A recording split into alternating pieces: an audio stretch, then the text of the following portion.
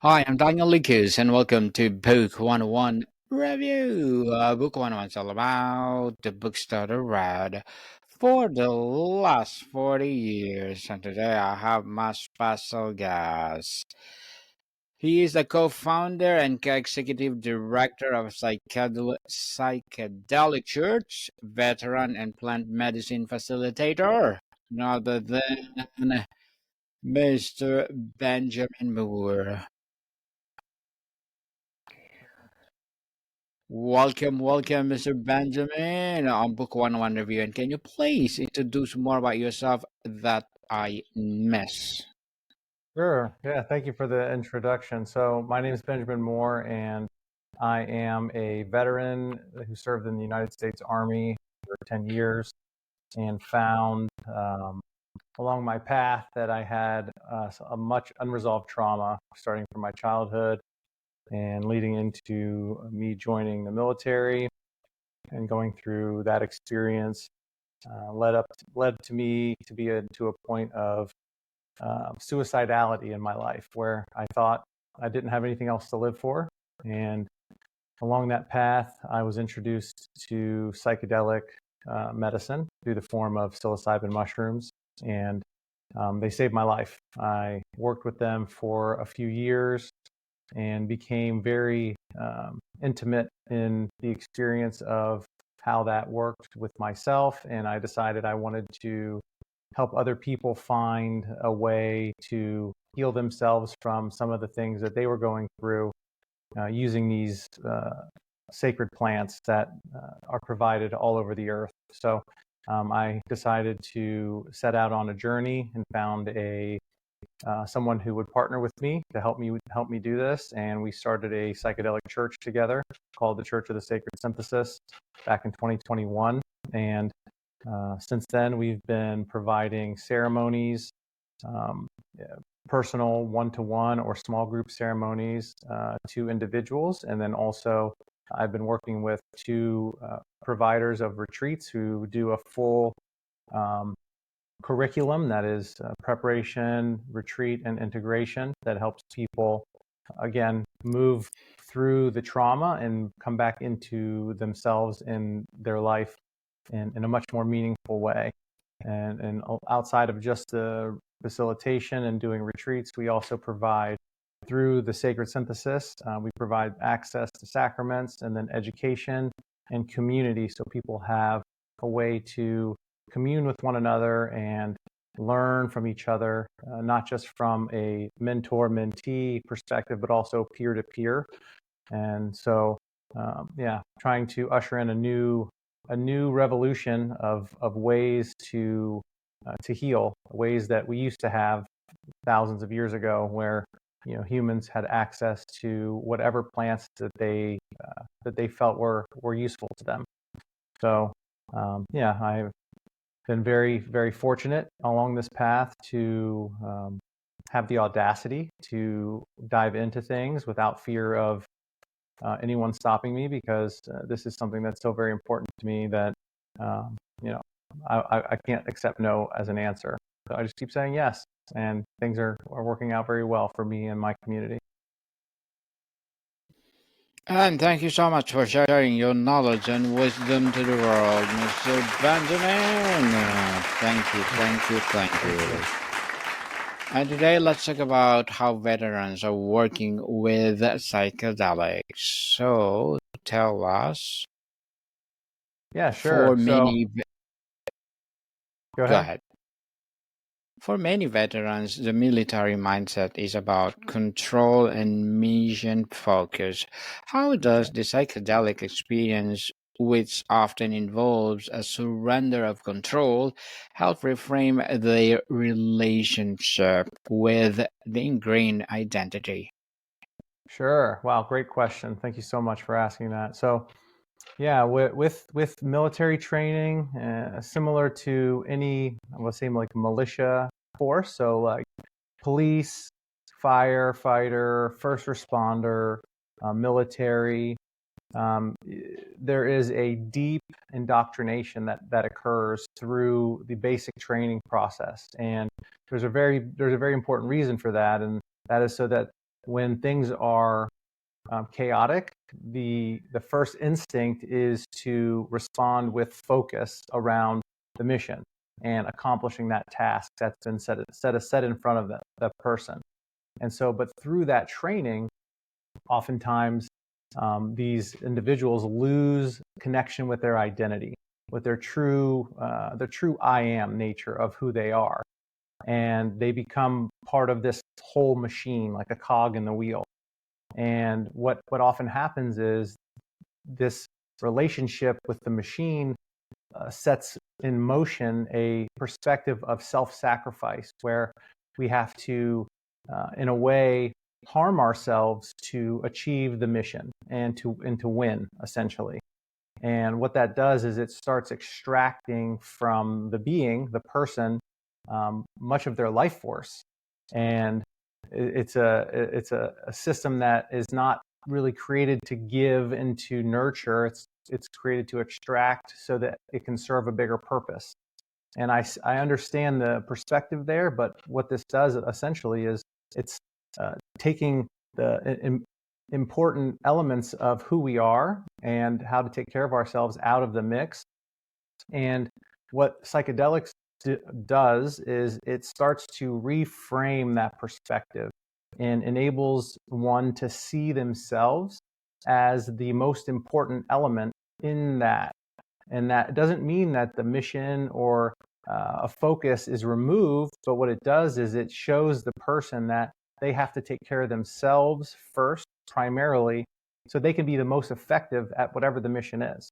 Now, there's so many perspectives that fall into the category of veterans and first responders when it comes to like creating a mission. And so I don't want to say that the focus of setting a mission or setting a goal is bad. I think it's very important. But with doing that, one has to, again, place themselves at the front of the line when it comes to care. Just like on an airplane, when they tell you if the mask falls from the ceiling, from the overhead compartment, place the mask on yourself first before helping others. And there's so much to that, because if you're not fully actualized, or you're not fully well, what you may be doing is actually harming other people by giving them bad advice or giving them advice that has some illness built into it. So what we can do is we've been using plant medicines, starting with the most basic plant medicines that are just here for some nourishment, like tea or coffee.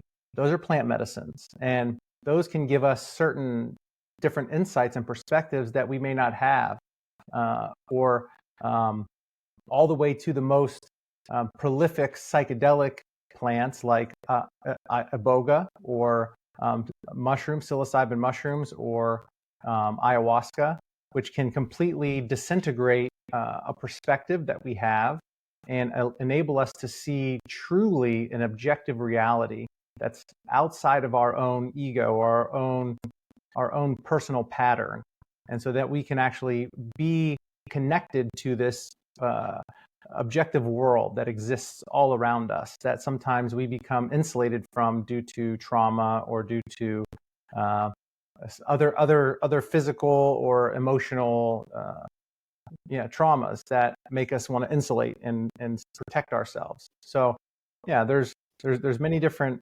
ways, and we can go into so many different specific categories, but generally this helps us to reframe how we see and live life. Mr. Ben, we often hear about treating a PTSD, but what are the veterans reporting about the other changes in their relationship, their sense of purpose, or their capacity for joy that go beyond just symptoms reduction? Yeah, thank you for asking that. So, my belief is that, we think of the thing like PTSD or other emotional neurosis as some symptom, which really, to me, is a symptom of disconnection. And what these medicines enable us to do is connect more deeply to our spirit, to the spiritual body, the energy body that we have beyond the physical, and enables us to connect to other beings, other people, other animals, and plants much more intimately. And this intimate connection is really fulfilling to the person. And I noticed in my own story where I was so mission focused that I was ignoring all the beautiful things around me and in my life. You know, they often say like stop and smell the roses, but it's so difficult when the journey is the destination, right? And so the reframing and the slowing down and the opening of being in the moment, being in the present, and acknowledging the journey, the textures of life, all the beauty around us, what the wind feels like, what the sun feels like, what someone else's voice sounds like, how we feel when we're sitting in water. What all these different textures offer us are such nourishing support for our journey to the future, where in the future, at one point, we're all going to look back on our lives and remember our experiences.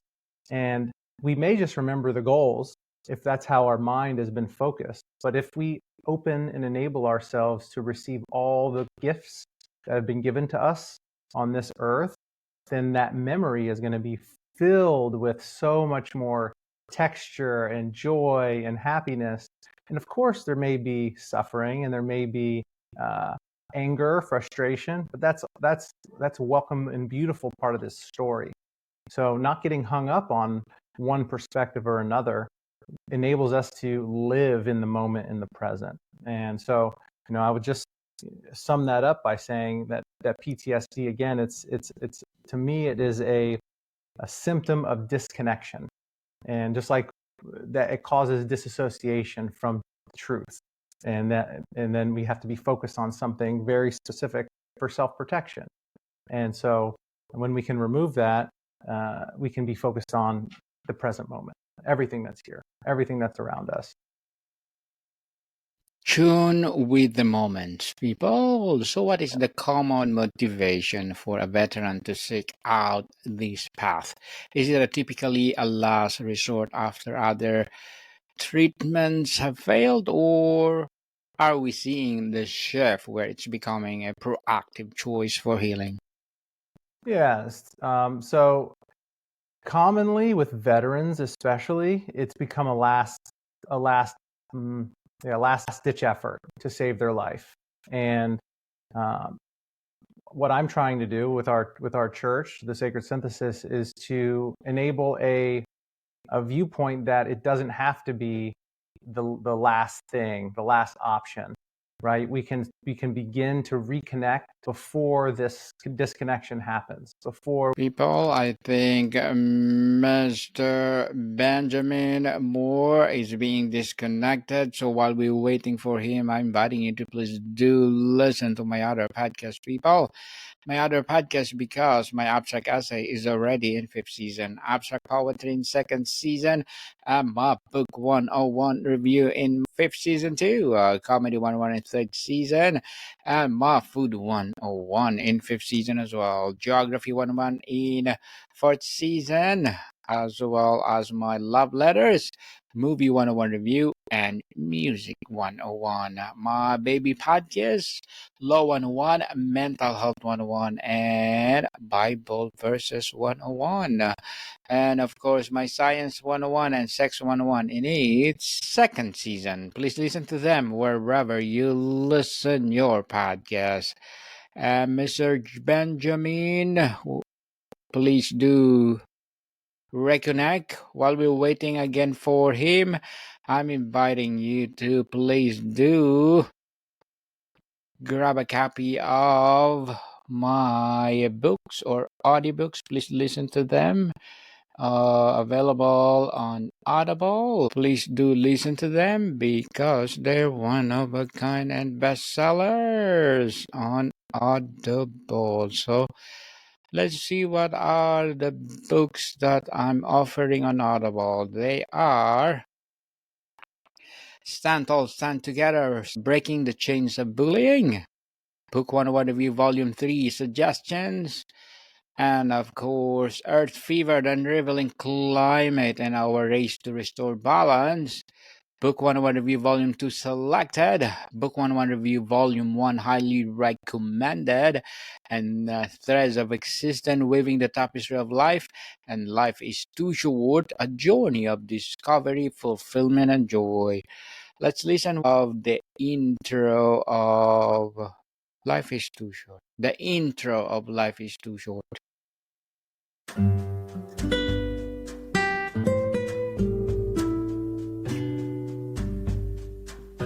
Life is Too Short, a journey of discovery, fulfillment, and joy by Daniel Leakes. Narrated by the author. Prologue. We all know the old adage, life is short. Each phrase is spoken in passing, scribbled on inspirational posters, whispered in moments of reflection. Yet, how often do we truly ponder its profound meaning? Life is too short, a journey of discovery, fulfillment, and joy, is not merely an exploration of the timeless truth. It's an invitation to live it. It's a call to awaken to the extraordinary gift of existence, to embrace our limited time on this earth, and to forge a life filled with meaning, purpose, and joy. In this age of relentless busyness, we are often caught in a whirlwind of responsibilities and distractions, losing sight of what truly matters. We become prisoners of routine, shackled by the mundane, and our lives slip away unnoticed, uncelebrated. This book is your guide to breaking free. Through the following chapters, we'll embark on an inspiring journey together. We explore what it means to live fully, to shed the shackles of fear and complacency, to discover our passions, to nurture our relationships, and to cultivate life that resonates with our deepest selves. We delve into the wisdom of the ages, drawing insight from philosophy, art, literature, and shade of human experience.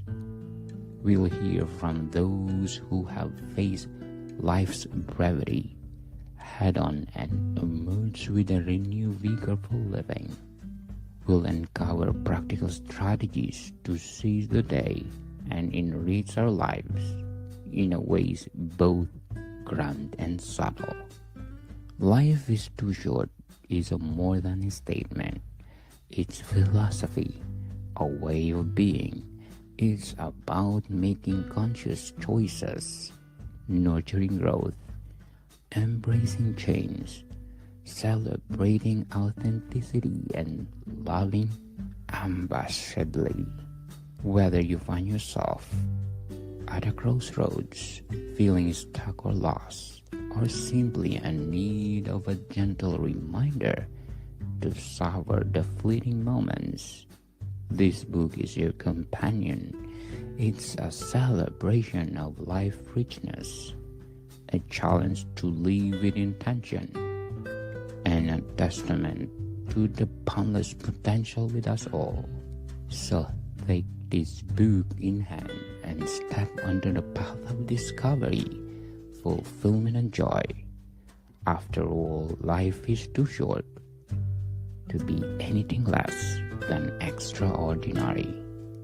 Welcome to the journey.